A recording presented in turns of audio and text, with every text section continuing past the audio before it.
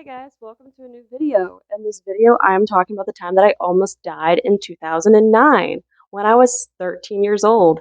And in, I was almost in a seventh grade, but I'm like, when I was a seventh grader.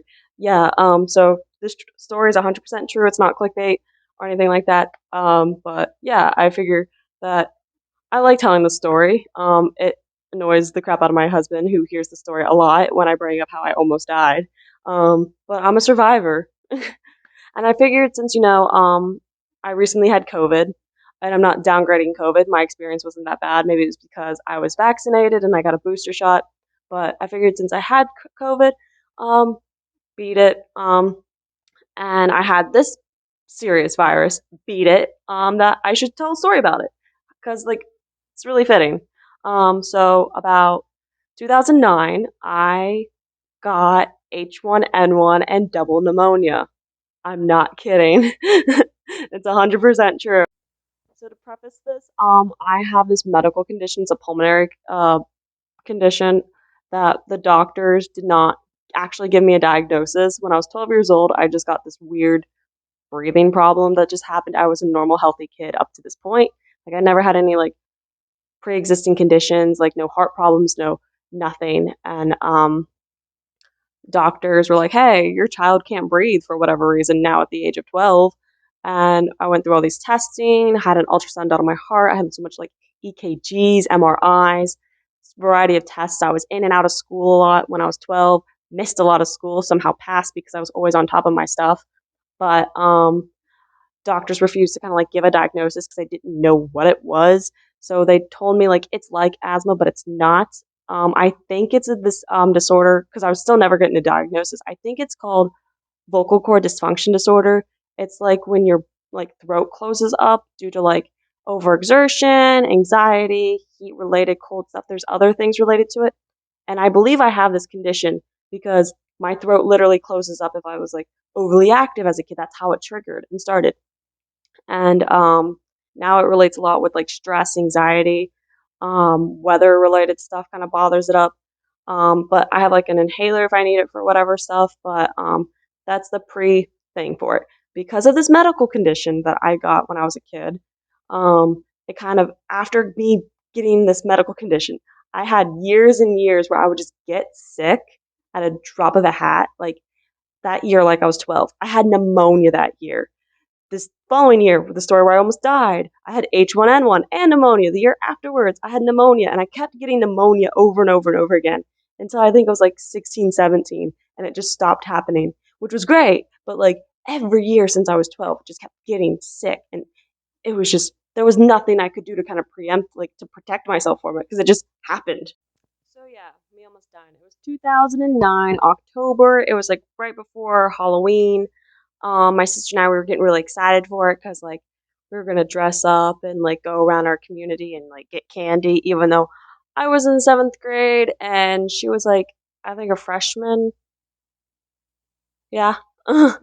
Anyways, so we we were really excited for that, but I was kind of like not feeling great that night, and I was telling my mom, and she's like, "If you're not feeling good the next morning, we'll just keep you home and we'll just, you'll have a sick day." And I'm like, okay, cool. We go to bed. I think it was a Wednesday. I get up, and Thursday morning, my sister's getting ready for school, and I'm just really slow about it. I'm just like, still not feeling good. I'm like, Mom, I'm not feeling good. So she takes my temperature. It's like a fever, and like, I think I threw up. And she's like, you're staying home. I'm like, okay.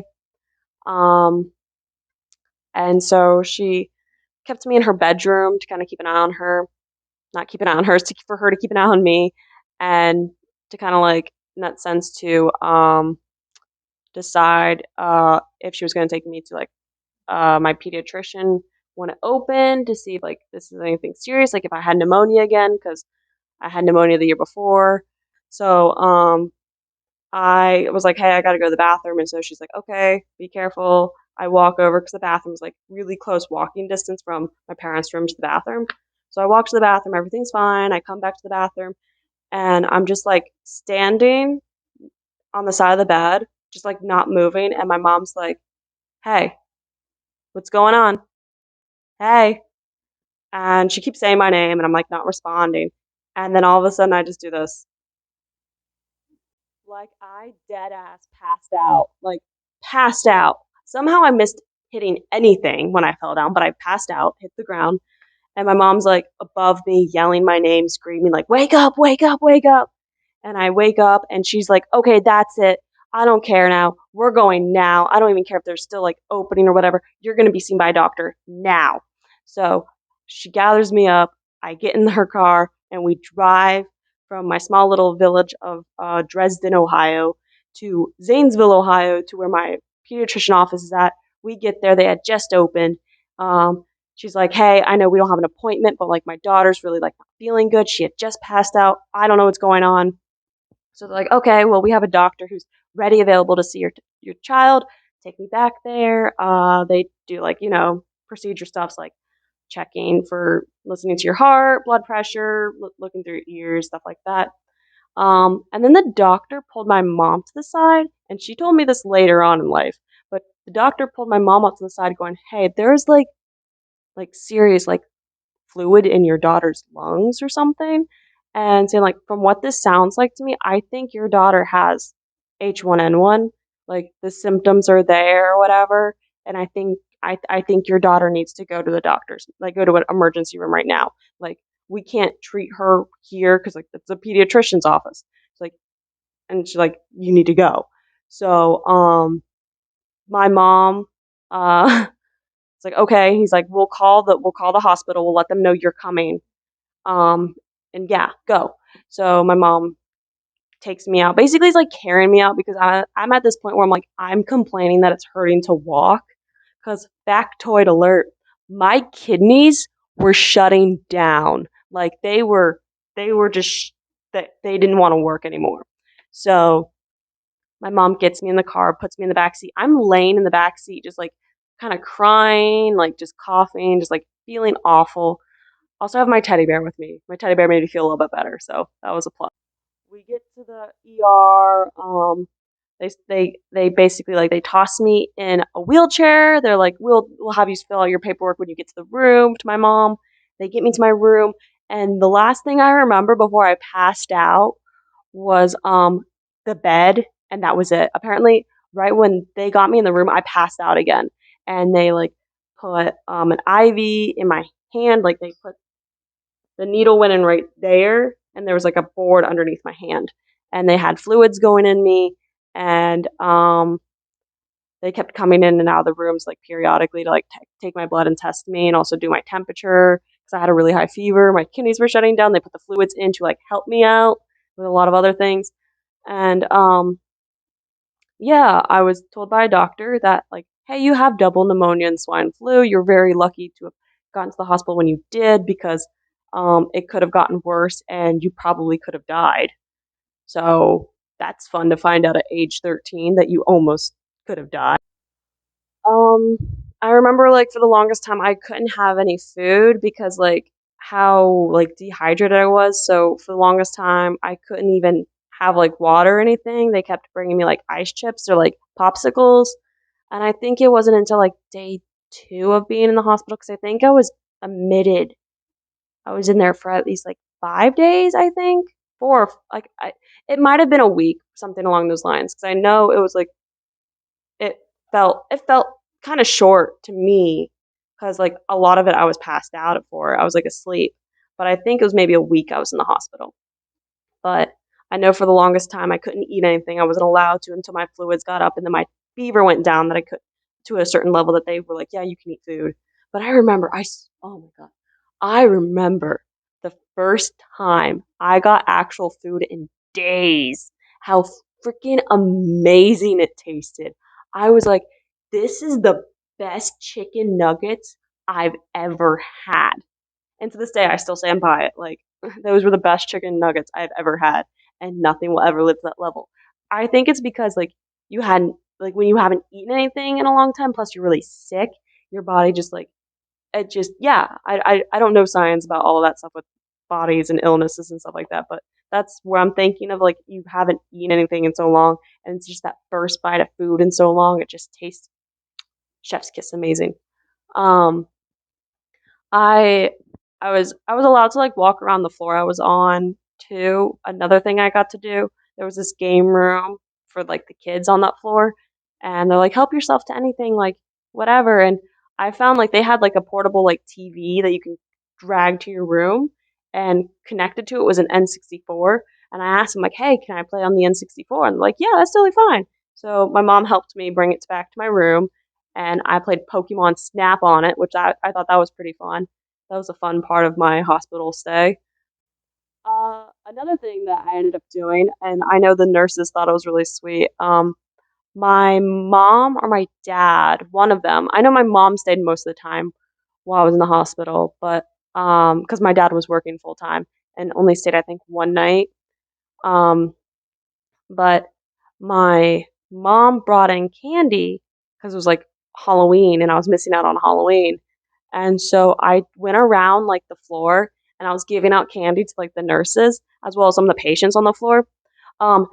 Awful thing, though, one of the rooms that I went in to give candy to this girl, the next day, there was, like, a quarantine thing written all over her door, and people were going in that room wearing masks, and my mom was petrified because I had just stepped foot in that room going like, oh, no, we're gonna be here longer because my child was in there, and now," but I was fine. Everything was fine.